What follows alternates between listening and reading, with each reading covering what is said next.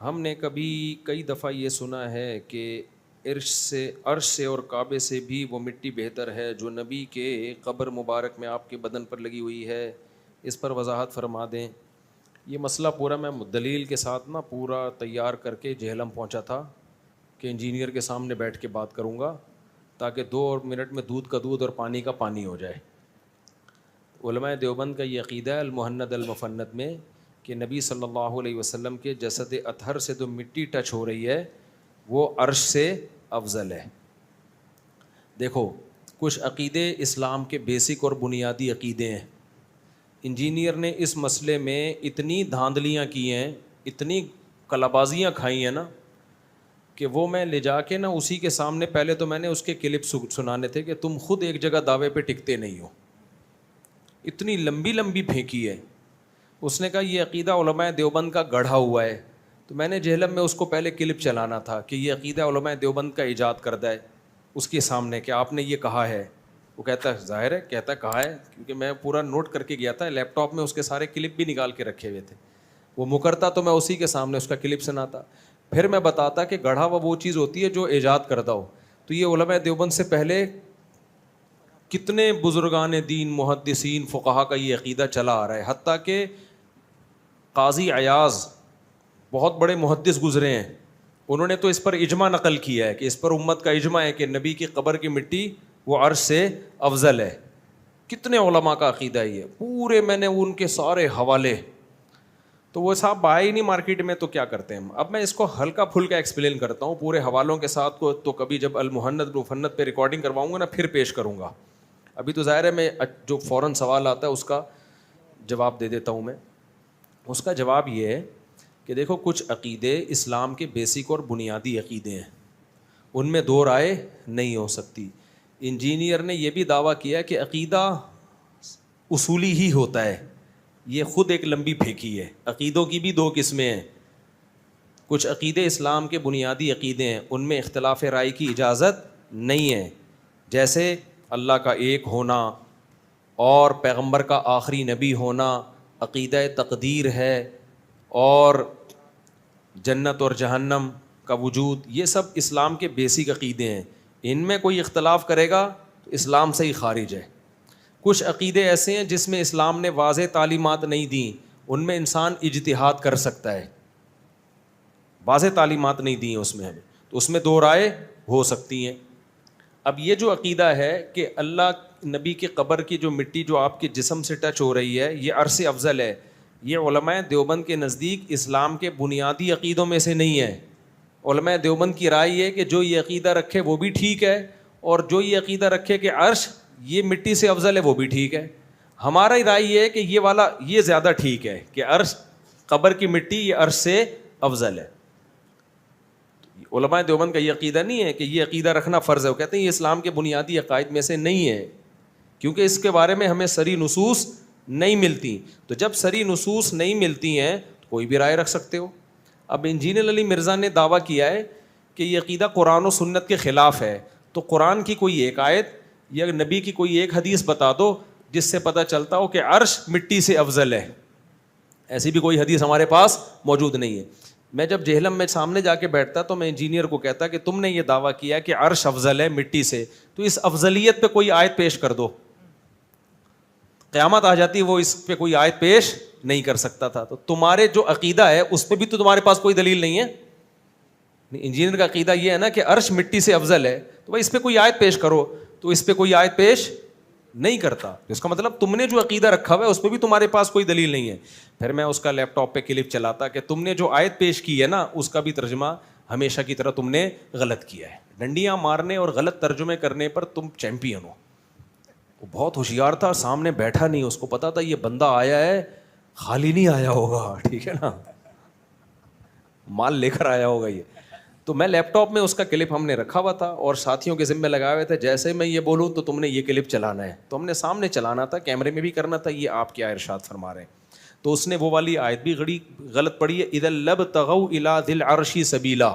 اس آیت کو بھی غلط پڑھا ہے, پروننسیشن یعنی پڑھنے میں بھی ماشاءاللہ غلطیوں کے ماسٹر ہیں, تو اور ترجمے میں بھی گڑبڑ کی ہے. تو یہ جو آیت ہے نا کہ عرش کی فضیلت, تو ہم عرش کی فضیلت کے منکر نہیں ہیں, افضلیت کے منکر ہیں. عرش کی فضیلت پر تو قرآن کی بہت ساری آیتیں ملیں گی آپ کو. فضیلت الگ چیز ہے, افضلیت الگ چیز ہے. دیکھو موسیٰ کی فضیلت پر قرآن میں بہت سی آیتیں ہیں یا نہیں ہیں؟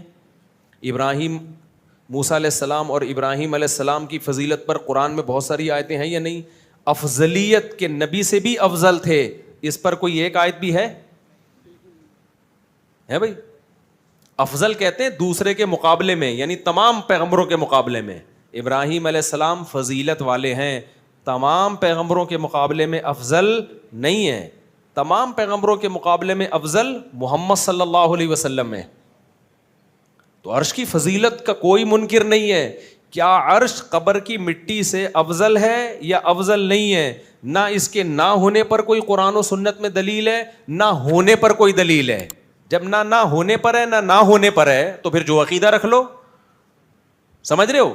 کوئی بھی عقیدہ اس میں قرآن و سنت کے خلاف نہیں ہے.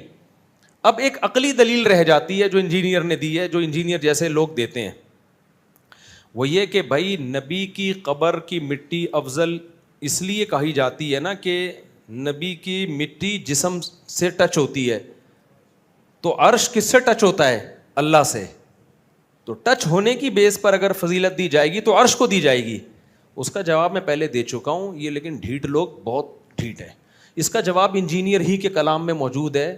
اگر میں جہلم میں اس کے سامنے بیٹھتا, وہ مجھے بیٹھنے دیتا, تو میں اسی کا کلپ چلاتا کہ تم خود اس کے قائل ہو. اس نے خود اپنے کلپوں میں یہ اعتراف کیا ہے کہ عرش پر اللہ ہے لیکن اس کی کیفیت ہمیں معلوم نہیں ہے. اس کو یوں نہیں بیان کیا جا سکتا کہ عرش اللہ کی ذات سے ٹچ ہو رہا ہے, یہ کیفیت بیان نہیں کی جا سکتی ہے. اللہ عرش پر ہے کما ہو اللہ اقم بشانی ہی, جیسے کہ اس کی شان ہمیں نہیں پتا, جبکہ جو مٹی جسم سے ٹچ ہو رہی ہے اس کی کیفیت ہمیں معلوم ہے. تو یہاں ٹچ ہونا یقینی ہے, وہاں کا کیفیت مجہول ہے. اس لیے یہ 100% دلیل بنتی نہیں ہے کہ عرش کو اس بیس پہ ترجیح دی جائے کہ وہ اللہ سے ٹچ ہو رہا ہے. بھائی اس کی تو ٹچ ہونے کی کیفیت ہم بیان نہیں کر سکتے, یہاں ٹچ ہونے کی کیفیت ہم بیان کر سکتے ہیں. اس لیے اب یہ مبہم ہو گئی بات. تو اب نتیجہ ایک ہی نکلے گا, عرش بھی اللہ کی مخلوق جو بہت فضیلت والی, اور پیغمبر کی کے جسم سے جو مٹی ٹچ ہو رہی ہے وہ بھی اللہ کی مخلوق, وہ بھی بہت فضیلت والی. تو اللہ کی ایک مخلوق کو اگر کوئی اللہ ہی کی دوسری مخلوق پر ترجیح دے تو نہ یہ بدعت ہے, نہ یہ گمراہی ہے, نہ یہ شرک ہے. اللہ پہ ترجیح دیں گے تو شرک ہوگا. اللہ پہ کون ترجیح دے رہا ہے بھائی کہ نبی اللہ سے افضل یا نبی کی مٹی اللہ سے افضل؟ اللہ سے تھوڑی. ہم کس سے ترجیح دے رہے ہیں؟ عرش سے. تو عرش بھی تو مخلوق ہے نا اللہ کی, اللہ نے بنایا. پیغمبر کو بھی کس نے بنایا؟ اللہ نے بنایا. اور اس مٹی کو جو پیغمبر سے ٹچ ہو رہی ہے اس کو کس نے بنایا؟ تو آپ اللہ کی ایک مخلوق کو اللہ کی دوسری مخلوق پہ فضیلت دیں تو اس سے یہ کہاں لازم آتا ہے کہ ہم اللہ کی توہین کر رہے ہیں یا پیغمبر کا مقام اللہ سے بھی بڑھا رہے ہیں؟ نہ, پیغمبر کا مقام اللہ کی مخلوق سے بڑھا رہے ہیں, اور پیغمبر کے جسم سے ٹچ ہونے والی مٹی کو ایک اللہ کی مخلوق پہ فضیلت دے رہے ہیں ہم. تو لہذا دلیل نہ ادھر ہے قرآن و سنت میں واضح, نہ ادھر ہے. لہذا کوئی بھی عقیدہ رکھ لے اس میں تو علماء دیوبند اس کو گمراہ نہیں سمجھتے. اب سوال پیدا ہوتا ہے کہ علماء دیوبند نے یہ والا عقیدہ پھر کیوں رکھا؟ بھائی جب دونوں عقیدے رکھے جا سکتے ہیں تو علماء نے اس کو ترجیح کیوں دی؟ اس کی وجہ یہ کہ علماء دیوبند فرقہ پرست نہیں ہے, انہوں نے کوئی نئے فرقہ نکالا نہیں. انہوں نے کہا جو سارے شافعی, حنبلی, مالکی, حنفی جتنے بھی مجتہدین, ائمہ, محدثین گزرے, چونکہ سب کا یہی عقیدہ تھا لہذا ہم بھی کیا رکھتے ہیں؟ یہی عقیدہ رکھتے ہیں. 1.5 اینٹ کی مسجد نہیں بناتے ہم. جن کو 1.5 اینٹ کی مسجد بنانے کا شوق ہے انہوں نے کہا نہیں یہ والا نہیں ہے.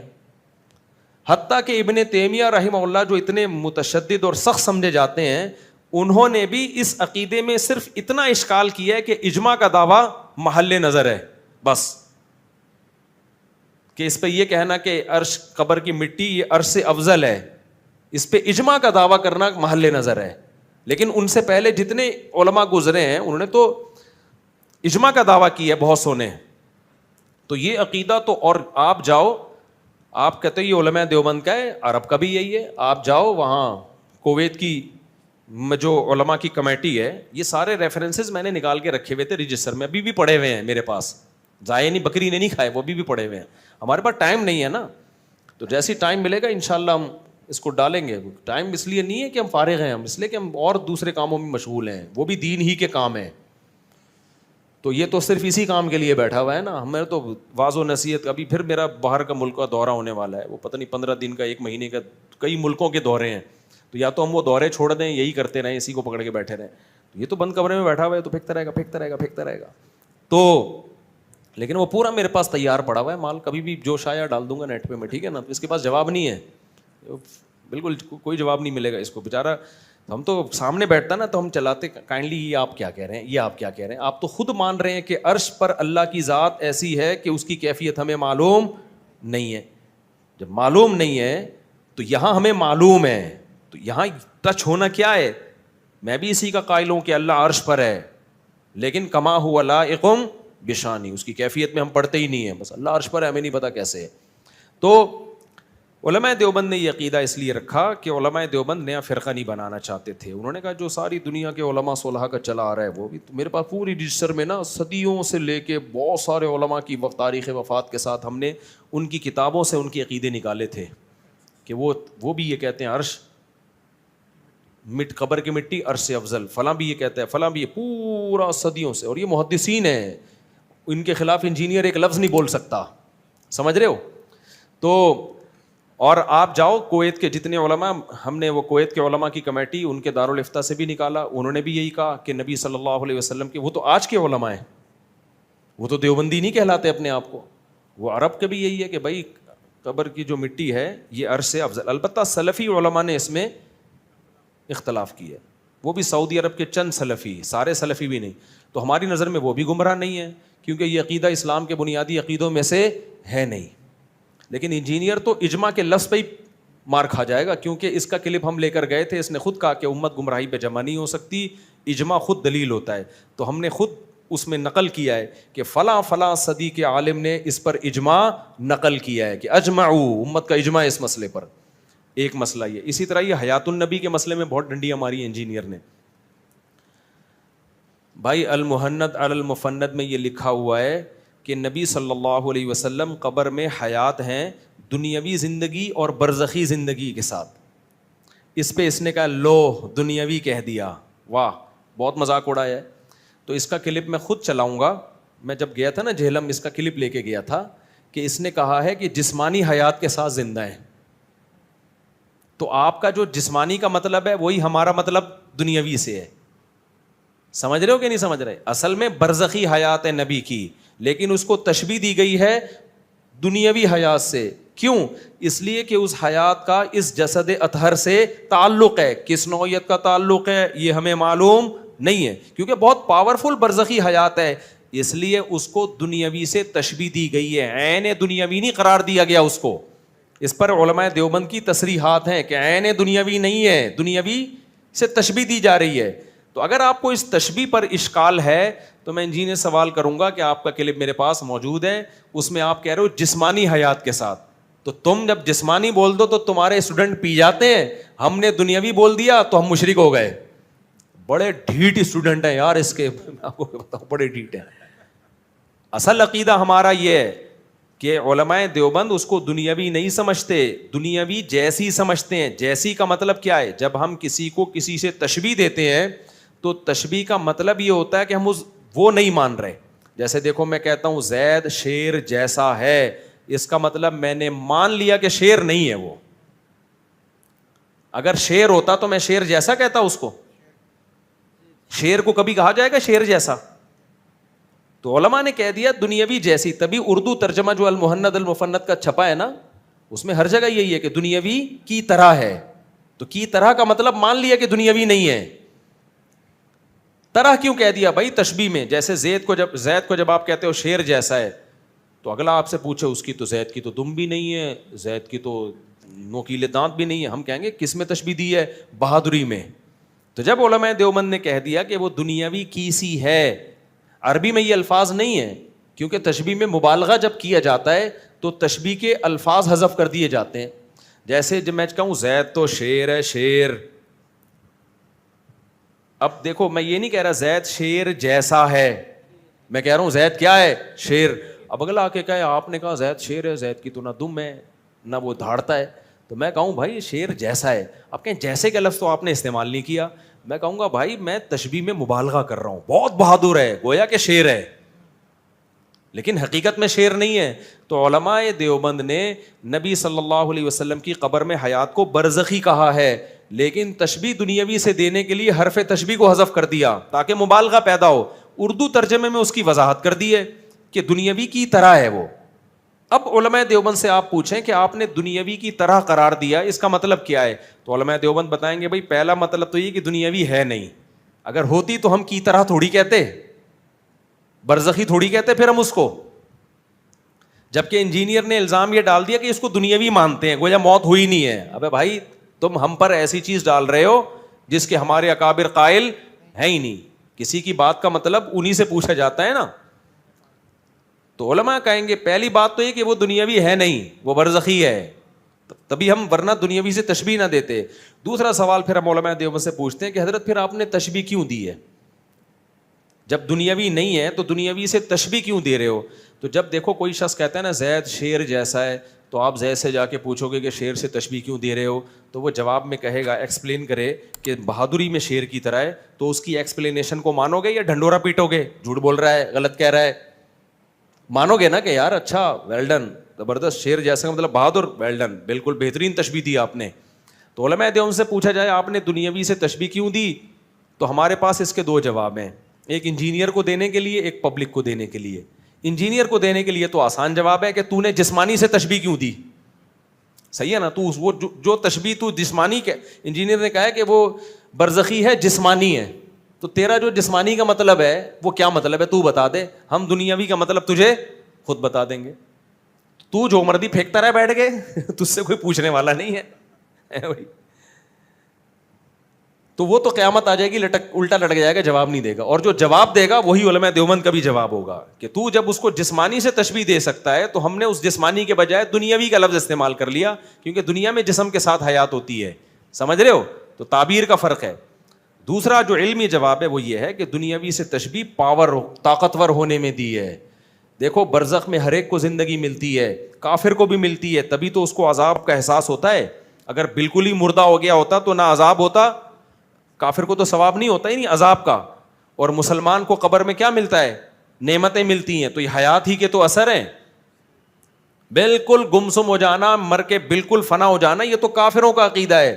ہم تو کہتے ہیں برزخ میں انسان کو حیات ملتی ہے, جیسے فرعون کو بھی حیات ملی ہے برزخ میں. اللہ کہتے ہیں پانی میں گیا, داخل کہاں ہوا ہے؟ آگ میں. اب جہاں فرعون کی لاش رکھی ہوئی ہے یہ فرعون کی قبر ہے جو لوگ دیکھنے کے لیے جاتے ہیں. اللہ کہتے ہیں ہے تو یہ قبر, لیکن یعرضون علیہا غدوا وعشیا, صبح و شام اس کو آگ میں جلایا جا رہا ہے. تو آگ میں جلانے کا احساس مردوں کو ہوگا یا زندوں کو ہوگا؟ زندے کو ہوتا ہے, مردے کو تھوڑی ہوتا ہے. تو اس کا مطلب وہاں ایک الگ قسم کی زندگی ملی ہوئی ہے فرعون کو, جس زندگی کی وجہ سے اس کو جلنے کا تکلیف محسوس ہوتی ہے. تو کافر کو بھی زندگی ملتی ہے, مسلمان کو بھی زندگی ملتی ہے, شہید کو بھی زندگی ملتی ہے, پیغمبروں کو بھی زندگی ملتی ہے. تو جیسے جیسے آپ کا درجہ بلند ہوگا یہ زندگی پاورفل ہوتی چلی جائے گی. تو پیغمبروں کو سب سے زیادہ پاورفل زندگی ملتی ہے برزخ میں. اس پاور اور طاقت کی وجہ سے اس کو تشبیہ کس سے دی ہے؟ دنیاوی سے. یہ بتانے کے لیے کہ نبی صلی اللہ علیہ وسلم کو جو قبر میں حیات ملی ہے اس حیات کا اس جسم سے بہت پاورفل تعلق ہے, کمزور تعلق نہیں ہے, بہت پاورفل. اور پاورفل تعلق تو دنیاوی زندگی میں ہوتا ہے, اس لیے اس کو دنیاوی سے تشبیہ دے دی کہ بہت طاقتور تعلق ہے, وہ کمزور تعلق نہیں ہے. اور اسی قبر اثر میں اس کا تعلق ہے. اس تعلق کی نوعیت کیا ہے, قسم کیا ہے, یہ ہمیں معلوم نہیں ہے. اس کی مثال ہے قرآن کہتا ہے شہداء زندہ ہیں لیکن تمہیں شعور نہیں ہے. تو جب شہید زندہ ہوگا تو پیغمبر زندہ نہیں ہوں گے قبر میں؟ شہید, پیغمبر کا مقام شہید سے کم ہوتا ہے, زیادہ ہوتا ہے. تو پیغمبروں کی یہ حیات دلالت النص سے ثابت ہے. تو اس لیے علماء دیوبند کا عقیدہ کیا ہے بھائی, پیغمبروں کی زندگی قبر میں برزخی ہے. تشبیہ کس سے دی جا رہی ہے؟ دنیاوی کی طرح ہے. وہ جس کو انجینئر نے تشبیہ دی ہے جسمانی ہے. تو تم جب تشبیہ دو تو کوئی تم پوچھنے والا نہیں ہے, ہم تشبیہ دیں, اور ہم وہ تشبیہ دے رہے ہیں جو علماء اکابر دیتے آئے ہیں. صدیوں سے. تو اس لیے یہاں بھی سامنے بیٹھتا مزہ آتا, سامنے آپ لوگ بیٹھے ہوئے ہو یار, آپ سے تھوڑی ہمارا جھگڑا ہے. اس میں جھگڑا جس سے وہ بیٹھا نہیں سامنے, وہ بیٹھے گا بھی نہیں قیامت تک کہ اگر رات کو کیوں آئے تھے. حالانکہ رات کو آئے تھے تو اسٹے تو دن میں بھی کیا تھا نا ہم نے, آنے سے کیا ہوتا ہے بھائی. آپ کی شادی کل شام 4 بجے ہے لاہور میں, فرض کرو شام کو 4 بجے شادی ہے, آپ دولہا رات ہی کو لاہور پہنچ گیا خوشی میں. اب لڑکی والے رشتہ توڑ دیا, رات کو کیوں آئے تم, رات کو کیوں آئے. وہ بولے گا بھائی آیا رات کو ہوں, شادی تو 4 بجے ہی ہوگی نا دن میں. تو میں اگر جہلم رات کو گیا تھا تو بھائی بحث ہم نے رات 2 بجے تھوڑی کرنی تھی. بحث کے لیے آپ بتا دیتے اتوار کو اکیڈمی میں آ جاؤ 2:30 پہ. تو ہم رات کو تھوڑی آتے, ہم رات کو تو اناؤنسمنٹ ہوئی ہے تو وہ پٹانگ پھینکی. اسی طرح یہ جو عقیدہ ہے کہ علماء دیوبند جو ہے نا اس میں لکھا ہوا ہے کہ ہم قبروں سے فیض کے قائل ہیں. ابھی تو میں ہلکا پھلکا انداز میں بیان کر رہا ہوں, ظاہر ہے ابھی یہ تو اچانک سوال آ گیا نا, ورنہ تو اس میں تو پوری وہی جو دلائل میں لے کر گیا تھا نا وہ ریکارڈ کرنے کے اصل میں پورے ریفرنسز کے ساتھ. تو یہ جو علماء دیوبند پہ اس نے اعتراض کیا ہے کہ علماء دیوبند نے یہ لکھا ہے کہ ہم قبروں سے فیض کے قائل ہیں, اس طریقے پہ نہیں جو عوام کا طریقہ ہے, اس طریقے پہ جو خواص کا ہے. تو دیکھو یہ کہتا ہے دیکھو علماء دیوبند بھی قبروں سے مدد مانگنے کے. بھائی کس نے لکھا ہے کہ استمداد کے قائل ہیں؟ استمداد مدد طلب کرنا قبروں سے الگ چیز ہے, فیض الگ چیز ہے. اور آگے علماء نے بیان کر دیا دیکھو جب بھی کسی سے فیض حاصل کیا جاتا ہے اس کی 2 قسمیں, ایک اسباب کے تحت اور ایک اسباب سے ہٹ کے. اسباب کے تحت جب آپ کسی سے فیض حاصل کرتے ہو یہ شرک نہیں ہے. شرک ہمیشہ اس کو کہا جاتا ہے جو اسباب سے ہٹ کرو. جیسے مدد مانگنا, یہ بھی تو ایک فیض ہے نا. میں آپ سے مدد مانگتا ہوں پانی لے کر آؤ, آپ اسباب کے تحت چلتے ہوئے جاؤ گے, کولر سے نلکے سے پانی کھولو گے لے آؤ گے, یہ شرک کہلائے گا کیونکہ یہ اسباب کے تحت آ رہا ہے. اور ایک ہے اسباب سے ہٹ کے, طوفان آ گیا, قحط پڑا ہوا ہے, کوئی پانی کا نظام نہیں ہے, اب اللہ سے مانگا جائے گا. اب مخلوق سے مانگو گے اس کا مطلب آپ مخلوق کو مختار کل سمجھتے ہو, یہ شوں کر کے لے آئے گا. تو یہ غیر اللہ کی مدد یا یہ فیض یہ اسباب سے ہٹ کر ہے. تو علماء دیوبند نے لکھا ہے کہ قبروں سے اس فیض کے قائل نہیں ہے جو عوام جس کے قائل ہے. عوام اسباب سے ہٹ کے فیض کی قائل ہے. عوام یہ سمجھتی ہے کہ ان مردوں کو اللہ نے اختیارات دے رکھے ہیں, جب بھی ان کو پکارا جائے گا یہ بزرگ ہماری حاجت پوری کریں گے. اگر علماء دیوبند کا یہ عقیدہ ہوتا تو توحید کے سب سے بڑے علمبردار علماء دیوبند نہ ہوتے. کبھی کسی دیوبندی کو دیکھا قبروں پہ سے جا کے مانگ رہا ہے؟ اور اگر آپ کتابوں کے ریفرنس دے دو نا, انجینئر صاحب ہو سکتا ہے فلاں دیوبندی قبر پہ مانگ رہا تھا, تو بھائی ہم اس کے پابند نہیں ہے, غلط کر رہا تھا ہم سے پوچھ کے تھوڑی کر رہا ہے. یہ تھوڑی کہ کوئی بھی دیوبندی اٹھ کے کچھ بھی کر لے تو آپ علماء دیوبند کو بدنام کرنا شروع کر دو. جو محنت علی المفنت کا عقیدہ ہے اس کے مطابق قبر سے مانگنا حرام ہے. تبھی میں تو علماء دیوبند کا بہت ہی ادنا سا شاگرد ہوں, کبھی آپ نے ہمیں دیکھا قبروں سے مانگتے ہوئے؟ تبلیغی جماعت تو علماء دیوبند کی بنائی ہوئی جماعت ہے نا, کبھی ان کو دیکھا قبروں سے مانگتے ہوئے؟ تو اس میں لکھا ہوا ہے کہ اس طریقے پہ نہیں جس طریقے پہ عوام قائل ہے. عوام اسباب سے ہٹ کے قائل ہے, ہم اس فیض کے قائل ہیں جو اسباب کے تحت, اور اسباب کے اندر قبر کا فیض یہ قرآن و سنت سے ثابت ہے. اب دیکھو حضرت عمر رضی اللہ تعالیٰ عنہ نے وصیت کی, حضرت عائشہ سے سفارش کی مجھے کہاں دفن کیا جائے؟ نبی کے ساتھ. کیوں؟ تاکہ نبی کی قبر پہ جو اللہ کی رحمتیں پڑیں گی وہ مجھ پہ بھی ہوں. تو یہ بھی تو قبر کا فیض ہے. سمجھ میں آ رہی؟ کہ آدمی کے ساتھ ہم دفن ہو تاکہ اس قبر کا فیض ملے. فیض ملنے کا مطلب کیا ہے آپ کو نہیں پتا؟ ہم سے پوچھو. فیض ملنے کا مطلب جو اسباب کے تحت جو اللہ دے گا, یہ بزرگ نہیں دیں گے کہ بھائی اللہ ان کی قبر پہ جو رحمت بھیجے گا وہ رحمت ہماری قبر پہ بھی ہوگی. تو یہ بھی تو فیض کی ایک قسم ہے. ہم اس قسم کے قائل ہیں جو اسباب کے تحت ہو, جو اسباب سے ہٹ کر ہے اس فیض کے ہم قائل نہیں ہیں جو شرک کی طرف انسان کو لے کے جاتا ہے. سمجھتے ہو کہ نہیں سمجھتے؟ اسی طرح حدیث میں آتا ہے فزورها فإنها انی نہیتکم عن زیارت القبور فزورها فإنها تذکر الآخرہ. قبروں کی زیارت کیا کرو, اس سے آخرت کی یاد تازہ ہوتی ہے. تو ہم قبرستان فیض حاصل کرنے کے لیے جاتے ہیں. وہ فیض ہمیں کیا ملتا ہے؟ آخرت کی یاد تازہ ہوتی ہے. یہ فیض ہے یا نہیں ہے؟ یہ بھی تو فیض ہے. جب آپ قبر پہ جاؤ گے کون یاد آئے گا؟ تو یہ اسباب کے تحت فیض ہے. تو علماء دیوبند اس فیض کے قائل ہیں جس کی کوئی لاجک ہو اور اسباب کے تحت ہو. جو اسباب سے ہٹ کے فیض ہے اس کے ہم قائل نہیں ہیں. ہوتے تو ہم قبروں میں جاتے, ہم تو قبروں سے روکتے ہیں لوگوں کو, ہم تو شب برات میں نہیں جانے دیتے. جب ساری دنیا جا رہی ہوتی ہے. نہیں آئی بات میرا خیال ہے. میں نے تو فالج والے کا واقعہ سنا ہے نا, میرے پاس آیا کہ میرا آدھا دھڑ فالج زدہ ہے, میں ایک بزرگ کی قبر پہ جانا چاہ رہا ہوں. تو مجھے بہت لوگوں نے کہا مزار پہ جاؤ گے تو یہ ہو جائے گا. میں نے کہا جس کی قبر پہ جاؤ گے ان کے تو دونوں دھڑ کام نہیں کر رہے, وہ تمہارا آدھا دھڑ کیسے ٹھیک کریں گے. تو ہمارے اکابر کا تو یہ عقیدہ ہے. کبھی دیکھو مولانا سلوی تھانوی کی قبر پہ کوئی گیا ہو دعائیں مانگنے, ان سے سادہ سی قبر ہے. جتنے میرے اکابر ہندوستان میں, ایک بالش قبر اور بالکل سادہ. دارالعلوم کرنگی چلے جاؤ, جامع رشید کا قبرستان ہے قریب میں, وہاں چلے جاؤ, کسی قبر پہ آپ کو کوئی مدد مانگتا ہوا نظر نہیں آئے گا. تو آپ ایک چیز علماء دیوبند کے کھاتے میں کیوں ڈال رہے ہو جس سے وہ بری ہیں؟ ہاں کتابوں سے آپ واقع نکال سکتے ہو, فلاں نے یہ کیا, فلاں نے, بھائی ہم اس کو غلط قرار دیتے ہیں بغیر کسی تعویل کے. جس نے کیا وہ خود ذمہ دار ہے, چاہے کوئی بھی ہو, کائنم من کان. اچھا, بعض دفعہ علماء دیوبند میں سے بعض سے ایسے کام ثابت ہیں جو شرک نہیں ہیں لیکن شرک کا ذریعہ ہیں وہ, تو اس کی ہم حوصلہ شکنی کرتے ہیں چاہے کتنے بڑے بزرگ سے ہو. ہم کہتے ہیں یہ شرک تو نہیں ہے, اس کی تعویل ہو سکتی ہے, لیکن چونکہ شرک کا ذریعہ ہے لہذا وہ بزرگ زندہ ہوتے تو ہم ان کی خدمت میں جا کے کہتے کہ حضرت آپ وہ کام کر کے چلے گئے کہ ہمیں تو پتہ ہے.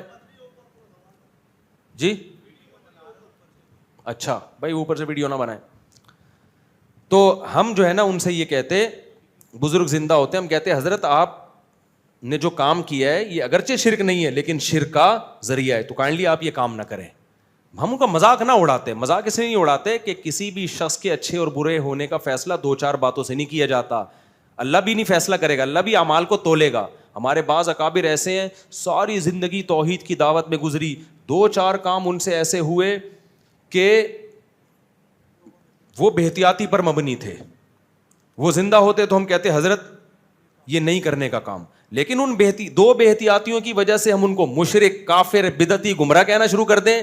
یہ آپ کا حوصلہ ہے کیونکہ آپ کے یہاں اکابر ہوتے نہیں ہیں, روحانی باپ ہوتے ہی نہیں ہیں. جن کے یہاں ہوتے ہیں وہ اتنی جلدی باپ سے دستبردار نہیں ہو جاتے. لوگ کہتے ہیں نا کہ جب کوئی بدعتی یہ کام کرے تو آپ اس کی تعویل نہیں کرتے, اور آپ کے بزرگ کریں تو تعویل کرتے ہو. بھائی ہمیں پتہ ہے ہم جس بزرگ کے بارے میں تعویل کرنے وہ توحید پرست تھے, ساری زندگی توحید کی دعوت دی. اس سے ایک کام اگر احتیاط کے خلاف ہوگا اس کی تعویل کی جائے گی. اور جو بدعتی ہے وہ تو اپنی قول کی تعویل پہ خود ہی راضی نہیں ہے, وہ تو راضی نہیں ہے. آسان مثال سے بات سمجھاتا ہوں. دیکھو ایک آدمی ہمیشہ کہتا ہے اللہ مشکل کشا اللہ سے ہوتا ہے, اللہ کے غیر سے نہیں ہوتا. جیسے تبلیغ والے صبح و شام حاجی عبدالوہاب صاحب کی دعوت ہی یہی تھی, اللہ سے ہوتا ہے اللہ کے غیر سے نہیں ہوتا.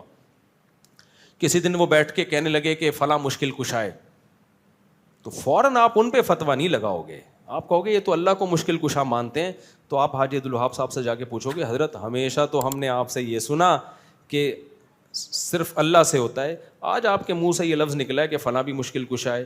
تو وہ کہیں گے بھائی مشکل کشا میں نے اس معنی میں نہیں کہا جس معنی میں عوام کہتی ہے. مشکل کشا کا مطلب وہ ڈی ایس پی صاحب ایسے ہیں کہ جب بھی علاقے کے مسائل کے لیے جاؤ تو وہ مشکل آپ کی حل کر دیتے ہیں. فوراً پولیس کو, اور وہ ڈی سی ڈپٹی کمشنر ہیں اور وہ فوراً واٹر پمپ والوں کو فون کرتے ہیں وغیرہ وغیرہ کر کے. اس معنی میں نے مشکل کشا کہا ہے. تو ہم ان سے یہی کہیں گے کہ حضرت آئندہ یہ لفظ استعمال کرنے میں آپ احتیاط کریں. پھر ہم پبلک ہمارے پاس آئے گی جی آپ کے حاجی عبدالوہاب صاحب نے مشکل کشا کہا, تو ہم کہیں گے بھائی ان کا یہ مطلب نہیں تھا. تو لوگ کہیں گے اچھا. پھر کسی بدعتی کا بیان آئے جو صبح و شام قبروں پہ لوگوں کو سردے کرواتا ہو اور کہتا ہو یا رسول اللہ مدد کہو یا علی مدد کہو, ایک دن وہ کہہ دے علی مشکل کشائیں, تو ہم فوراً کیا لگا دیں گے فتویٰ. اب اگلا ہم سے کہہ رہے حاجی عبدالوہاب صاحب نے مشکل کشا کہہ دیا تھا تو بات کو گھما دیا یہ مطلب, اور وہ مشکل کشا کہہ رہے تو فوراً فتویٰ. تو ہم کہیں گے بھائی وہ مشکل کشا کا وہ مطلب بتا ہی نہیں رہا جو ہم اس کی تعویل کر رہے ہیں. وہ کہہ رہے یہ تعویل میں نہیں مانتا, میں سچی مچی میں مشکل کشا مانتا ہوں, سمجھ رہے ہو. میں مانتا ہوں کہ وہ مشکلات حل کرتے ہیں, اللہ نے ان کو اختیارات دے رکھے ہیں. تو ایسے آدمی کی کون تعویل کرے گا جو خود تعویل کرنے پر راضی نہ ہو. دیکھو ایک موٹا آدمی نے ایک دبلے سے آدمی کو دھکا دیا مذاق کی نیت سے, توہین کی نیت سے, گرا کے اس کو چوٹ لگ گئی. اب وہ دبلا کھڑا ہوا, اب وہ انتقام نہیں لیتا تو لوگ بے عزتی کریں گے, یار تیرے کو دھکا دے کے گرا دیا اور تو انتقام بھی نہیں لے رہا. انتقام لیتا ہے تو ایک اور دھکا آئے گا. تو اس دبلے نے ہوشیاری سے کام لیا, اس نے کہا کہ یہ آپ نے مذاق کیا یا سنجیدگی سے دھکا دیا. اس کا خیال تھا وہ کہے گا میں نے مذاق کیا ہے. تو میں کہہ دوں گا ہاں ہاں مذاق کیا, نکل جاؤں گا میں. تو اس نے اس دبلے نے موٹے سے پوچھا آپ نے مذاق کیا, یہ سنجیدگی سے دھکا دیا ہے؟ تو اس نے کہا میں نے سنجیدگی سے جان بوجھ کر تجھے تکلیف پہنچانے کے لیے, ذلیل کرنے کے لیے دھکا دے کے نیچے گرایا, کر لے کیا کرنا ہے. اس نے کہا اچھا ہو گیا سنجیدگی سے کیا, ورنہ میں اس قسم کے مذاق برداشت کرتا نہیں ہوں, اور یہ کہہ کے نکل گیا. یہ میں کیوں لطیفہ سنا رہا ہوں کہ اس نے سنجیدگی سے گرایا اور یہ اس کی تعویل کر رہا ہے کہ اس نے مذاق کیا ہوگا. تو جس کی تعویل کر رہا ہے نا وہ اس تعویل پہ راضی نہیں ہے, وہ کہہ رہا ہے نہیں میں نے مذاق کیا ہی نہیں ہے. تو اب ہم تعویل کریں گے کہ مذاق کیا ہے. تو جو بدعتی لوگ ہیں وہ جب نبی کو مشکل کشا کہتے ہیں, نبی کو حاجت روا کہتے ہیں, تو ہم ان کی تعویل اس لیے نہیں کرتے کہ وہ خود راضی نہیں ہے. وہ کہہ رہے ہیں بھائی ہم مشکل کشا کا مطلب لیتے ہیں کہ اللہ نے آپ کو سچی مچی میں اختیارات دے رکھے ہیں. یہاں مشکل کشا کا وہ مطلب نہیں ہے جو حاجی عبد الوہاب صاحب مطلب بیان کر رہے تھے. جب وہ خود راضی نہیں ہے تو ہم کیوں اس کی تعویل کریں بیٹھ کے. تو یہ فرق ہے علماء میں, علماء دیوبند میں اور بدعتی لوگوں میں, کہ بدعتی تعویل پہ راضی نہیں ہے, اور اگر وہ تعویل کر رہا ہے تو ہم قبول کریں گے, اب بھی تیار ہے. اگر کوئی بدعتی کہتا ہے نا علی مشکل کشائیں, تو ہم تبھی تو کہتے ہیں فوراً فتویٰ نہ لگاؤ مشرک ہونے کا, اس سے پوچھو اس کا مطلب کیا ہے. اگر وہ مطلب یہ بیان کرتا ہے کہ مشکل کشا کا مطلب یہ نہیں ہے کہ اللہ نے آپ کو اختیارات دے رکھے تھے یا دے رکھے ہیں, بلکہ مشکل کشا کا مطلب یہ ہے کہ صحابہ کو جب بھی کوئی مشکل آئی میدان جنگ میں علی نے ایسی جنگیں لڑی کہ فتح ہو گئی, اس معنی میں مشکل کشا ہے, تو ہم اس بدعتی کو کافر نہیں کہیں گے, لیکن یہ کہیں گے کہ کائنڈلی آپ الفاظ استعمال کرنے میں احتیاط. ایسے موقع پہ مشکل کشا کہا نہیں جاتا, اس سے لوگوں کو وہم ہوتا ہے. ہم تو اس کی بھی تعویل کریں گے اور کر رہے ہیں, تبھی تو ہم بدعتیوں کو کافر نہیں کہتے, تعویلات ہی تو کر رہے ہیں ہم بیٹھ کے. تو یہ نہیں ہے کہ ہم اپنے اکابر کچھ بولے تو تعویل کریں, دوسرا بولے تو تعویل نہ کریں, نہ کر رہے ہیں تعویل, تبھی ہم کسی کو کافر نہیں کہتے. لوگ یا علی مدد کے نعرے لگا رہے ہیں, ہم پھر بھی کہتے ہیں اس سے مطلب پوچھو. تو اسی طرح میرے بھائی علماء دیوبند کسی قبر سے مدد طلب کرنے کے قائل نہیں ہیں, اور اگر کسی نے یہ کام کیا ہے, کتابوں میں کوئی واقعہ ملتا ہے, تو اس عالم سے پوچھا جائے گا آپ کا مطلب کیا تھا, جو مطلب بیان کرے اس کو قبول کیا جائے گا, اور اگر نہیں بیان کرتا تو اس پہ کافر ہونے کا فتویٰ لگایا جائے گا. تو اس میں ہم کسی کو نہیں چھوڑتے, توحید پہ تھوڑی ہم کسی کو بھی نہیں معاف کرتے. اور یہ ضرور کہیں گے کہ حضرت آپ نے بے احتیاطی کی ہے. تو اس لیے علماء دیوبند کے جو عقیدہ لکھا ہوا ہے, قبر سے فیض لکھا ہوا ہے, استمداد نہیں لکھا ہوا کہ مدد طلب کرنے کے قائل ہیں. فیض الگ چیز ہے, اور وہ فیض جس میں انہوں نے لکھ دیا کہ جس کے خواص قائل ہیں. خواص کس کے قائل ہیں؟ اس فیض کے جو اسباب کے تحت ہو. عوام میں چونکہ شرک بہت تھا ہندوستان میں, اس لیے انہوں نے وضاحت کر دی کہ وہ فیض نہیں ہے جس کے عوام قائل ہیں, عوام قبروں سے مدد طلب کرنے کے قائل ہے. تو علماء دیوبند لکھ رہے ہیں کہ بھائی وہ والا فیض نہیں ہے جو بدعتی لوگ کرتے ہیں. اس کے بعد بھی انجینئر کہہ رہے ہیں کہ ان کے عقیدے شرکیاں ہیں. تم پاگل ہو, پھر تمہارے دماغ میں کیا ہے؟ نیگیٹیوٹی ہے.